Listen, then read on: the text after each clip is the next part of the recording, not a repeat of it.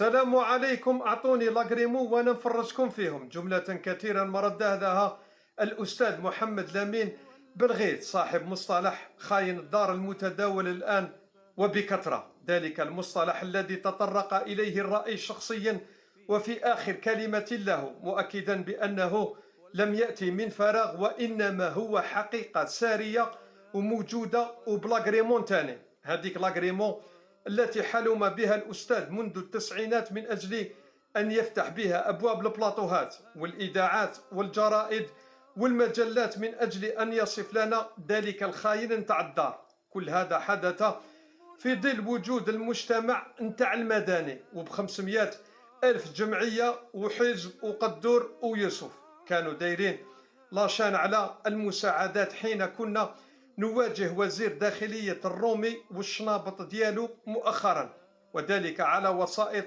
السوشيال ميديا حين كانت البلاطوهات بها بوزيرها طايحين جبد ليكلية المولودية على الأستاذ بالغيث الذي كان السباق في وصفه لخاين الدار. سلام.